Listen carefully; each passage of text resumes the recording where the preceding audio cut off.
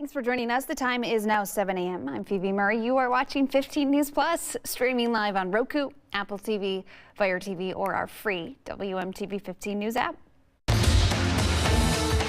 Connected to you on all devices and wherever you stream.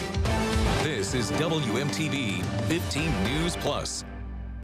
Well, today is Tuesday, May 5th, and we want to give you 5 Wisconsin headlines of the day in 50 seconds. A driver was hurt in Sun Prairie after crashing their vehicle into 2 buildings. The vehicle also started on fire, spreading to the building. 3 units were damaged, but everyone was able to return home. A former Portage police officer accused of child abuse pleaded no contest in Sauk County Court. As part of the plea deal, Cameron Coronado will avoid jail time. A Public Health Madison-Dane County employee was arrested after being accused of drug trafficking. Jacob Neeson now faces a felony charge and more than 3 years in prison if found guilty. A driver accused of killing a construction worker in a hit-and-run crash last week in Madison made his first court appearance. Michael Martin's bond was set at $10,000. Kenosha police were in a standoff with a suspect who allegedly shot at officers last night. As of the latest update, the situation is still ongoing. That's your first 5 in 50 seconds. For a deeper dive into any of these stories, download our free 15 News app. Let's take a peek out at the roads here on your Tuesday morning. This is a look from the Beltline at John Nolan Drive. A lot of sunshine pouring in here. Not too much congestion on either lanes here. Things are moving along smoothly per the DOT. No crashes nor major delays to let you know about. And in the weather department, while the sunshine is welcome to see on a Tuesday morning, a little chillier than we'd maybe like to see. Yeah, a little cooler as we head through our Tuesday. We have some cooler weather over the next few days before temperatures again start to make a little bit more of a rebound into the end of the week, but not bad. We're looking at mostly quiet conditions for the forecast as we move through the week. So yeah, we'll continue to keep an eye on things as we head through the day today, but pretty quiet as the day goes on. We're going to take a closer look at the 7-day forecast as we move through the morning, but highs in the 50s today as well as your Wednesday, and then the weekend. We've been talking about that UW grad. Nice conditions for that as we head into the weekend. So we'll take a closer look at your full forecast coming up in just a little bit.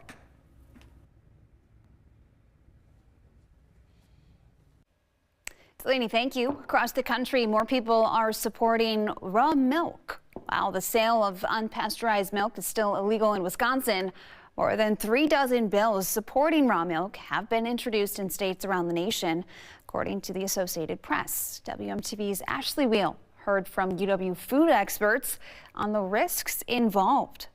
The consensus of that group, this is a poor practice. The selling and consumption of raw milk has become a topic of debate. I think it's a great conversation to keep having. While some, including U.S. Health Secretary Robert F. Kennedy Jr., say raw milk has health benefits, UW professors Laura Hernandez and Scott Rankin say there are major safety risks when milk is not pasteurized. All those really sharp people looking at milk, if there really was something really valuable in it, we would have discovered it. The pasteurization process heats milk to 161 degrees Fahrenheit for at least 15 seconds. Pasteurization was one of the most successful things in terms of food safety.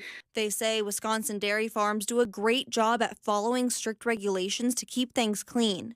But when you're dealing with live animals, there are always chances of harmful germs sticking around. You can have good practices, good, clean, healthy, but still, none of those are as definitive as heat treatment. From a public health standpoint, we have to remember that cows are alive. They're exposed living beings that live in an environment where they are going to be exposed to things, and that in turn can create a significant risk. Risks that can be deadly. There were quite a few numbers of children that died from consuming raw milk. And detrimental to local farms. It puts the farmer at risk for liability issues. That's why we don't allow it here.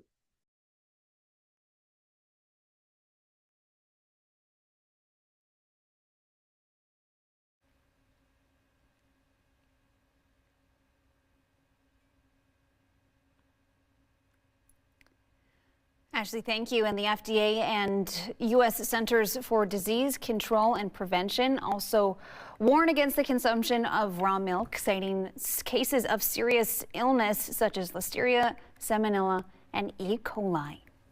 In other news here, Wisconsin has reached a new milestone, and it is not a good one. The state officially set a new record for the highest recorded average gas prices of diesel fuel yesterday, and then again this morning. The previous record was set in June of 2022.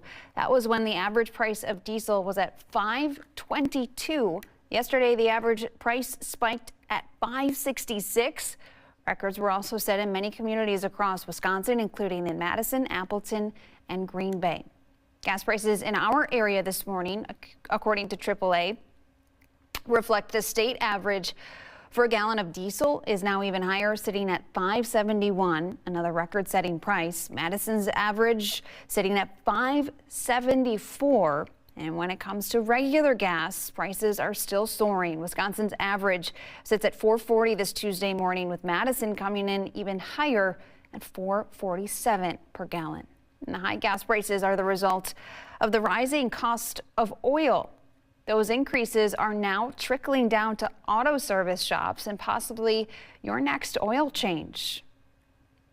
Griesbach Auto Services in Weston near Wausau say they're starting to feel the rise in prices. While quarts of oil are up by only a few cents, manager Cody Griesbach says those costs add up quickly. The shop says they've been warning customers of these changes, with the price of an oil change up about $5 depending on your car. We obviously don't want to see this. Don't want our prices increasing. You know, affects us, affects our customers. Can we do much about it? Unfortunately not.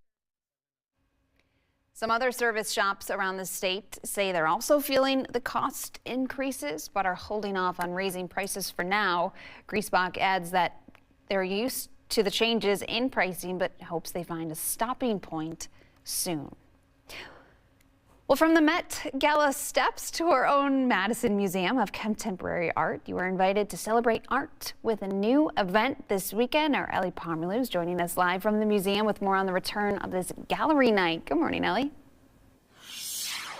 Hey, good morning, PB. Yeah, it's actually my first time out at the museum this morning, so it's been such a treat to see some of the artwork here and get out and explore that. And that's something you can do coming up on gallery night, not just here, but at over 70 participating venues. Free to come out to over 70 venues and explore all of the art scene here in the city. So I want to bring in Andrew Rogers to tell us a little bit more about the event, who's Director of Communications here at the museum. Andrew, a massive event for you guys. You know, what is it looking like for you day of Friday night?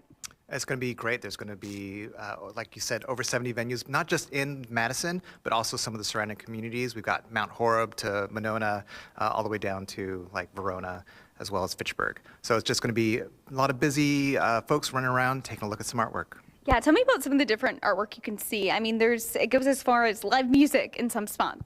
Yeah, so there's not just artwork on display. There's going to be live music. There's going to be art demonstrations. It's just going to be general festivities. And then, you know, it's my first time exploring art today. You gave me some advice about taking it in for people who haven't experienced an event like this before. What were you saying to me about that? Yeah, so looking at artwork can feel a little intimidating, but you have the skills. You can just go ahead and take a look at it, and then it can be the departure point for conversation. So if you like it, you can talk about what you like. If you don't like it, talk about what you don't like. And what is it like for you to see people come into the space for the first time and get to experience art in a new way?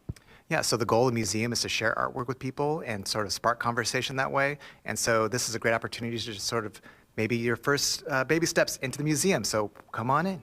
I love it. And I know there's a museum after party as well. Tell me a little bit about that. Or you can even start there first if you want to.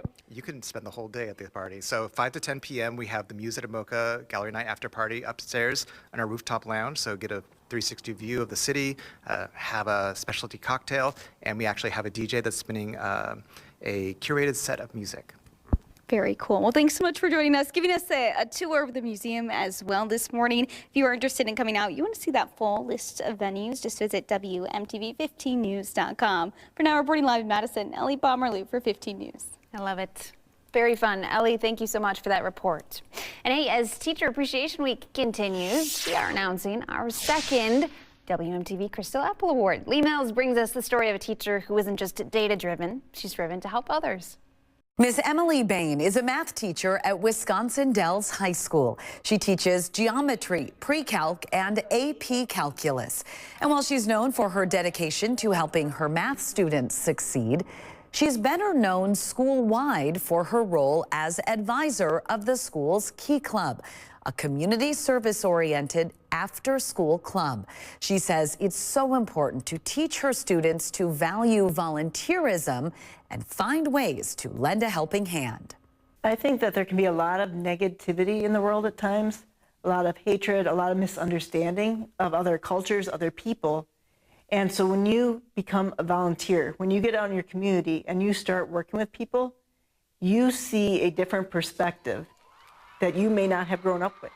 We'll show you why Miss Bain is considered a role model for everyone in the building, students and staff alike, tonight on 15 News at 6.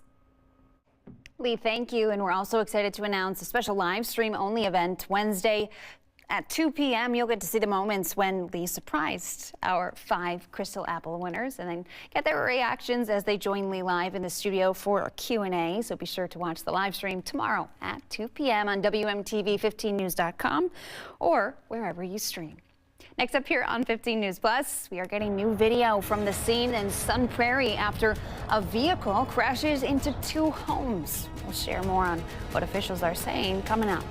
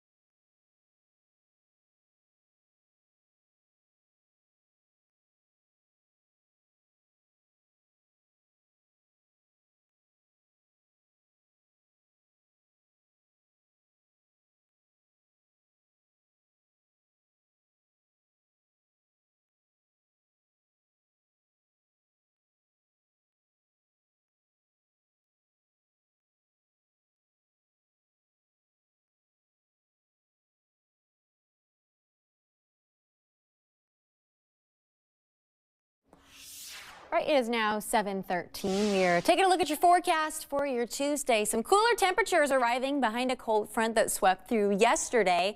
That is now to the southeast of here, and you can see showers moving through Illinois, Indiana, into Ohio as well, but we are quiet and dry. We do have some clouds in place, mainly the far southern tiers of counties here in our area. Really Madison southward, most spots seeing a lot of that sunshine, and you can see that here as we take a live look out here in Madison. Some blue skies over in Cassville along the Mississippi. So not a bad start to the morning, but again, behind that cold front, winds are out of the northwest and we are waking up to some cooler temperatures. Some spots have dropped down into the 30s. It's 38 right now in Camp Douglas, 39 in Baroque Wood, is 45 here in Madison, 40s throughout the rest of our viewing area as we kick off the morning. So there is going to be a little bit of a breeze around, generally in that 5 to 10 mile per hour range, which is what we are seeing in most spots here this morning. So do expect some of that, but I don't think we'll be quite as breezy as your Monday yesterday was. So here is what things are looking like as we step through the rest of the day. Again, you can see those clouds in place. We might hang on to some of that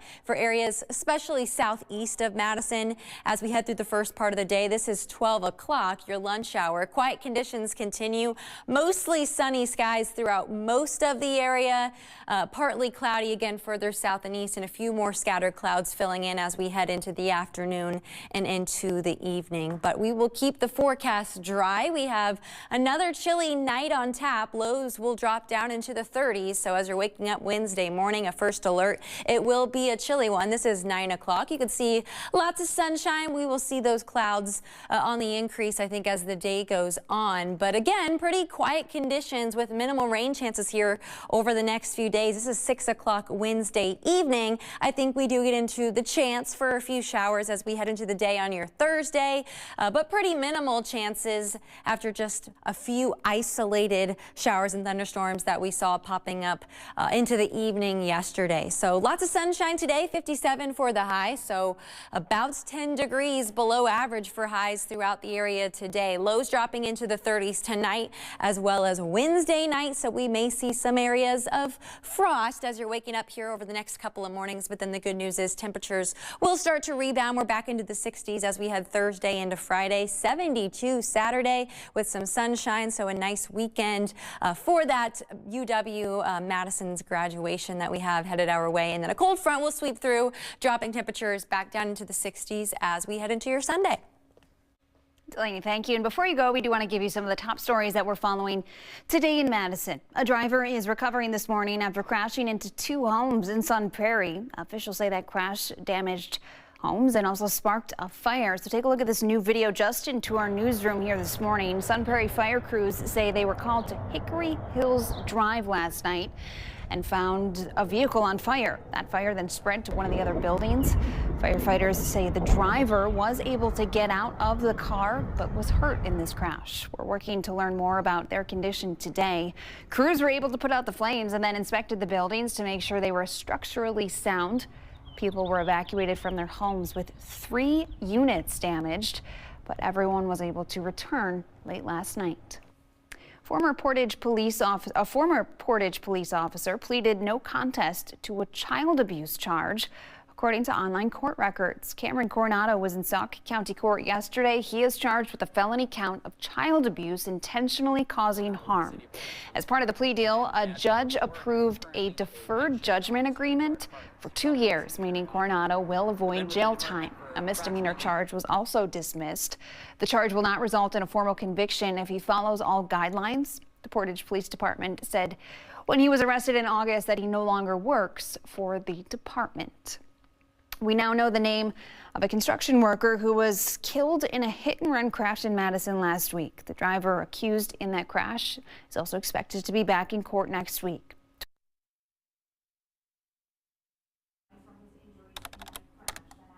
Thursday on South Stoughton Road and Buckeye Road. A criminal complaint said a minivan drove through a line of traffic cones and hit Lopez. Officials later used traffic cameras to find the suspect's vehicle. After the crash, police arrested the driver, Michael Martin. He is now charged with felony counts of hit and run involving death. Martin's bond was set at $10,000 in court yesterday. He's set to be back in court next week, May 12th. A public health Madison-Dane County employee is facing more than 3 years in prison if found guilty after being accused of drug trafficking. Police say Jacob Neeson used the dark web to order drugs from the Netherlands, such as ketamine and MDMA, and order them to a different address to avoid being caught. The person living at that address would then deliver the drugs to Neeson for payment. Officers searched Neeson's home and found drugs hidden all throughout his property. He was then arrested and now faces a felony charge. We have reached out to PHMDC about Neeson's employment. We're waiting to hear back and we'll update you with any response. Across the country, more people are supporting raw milk. While the sale of unpasteurized milk is still illegal in Wisconsin, more than 3 dozen bills supporting raw milk have been introduced in states around the nation. That includes neighboring states of Iowa, Illinois, and Michigan, who have introduced laws this year. While some people, including U.S. Health Secretary Robert F. Kennedy Jr., say raw milk has health benefits, UW professors we spoke with say there are major safety risks when milk is not pasteurized. They say while farmers here in Wisconsin take great care of their animals, you can never be 100% sure that the raw milk they produce is safe to drink. We do have very steep regulations, and those are all held very rigorously, but there are things in the environment that may not completely get caught unless an animal is really, really sick. And so as a result of that, there's always a possibility that that's lingering.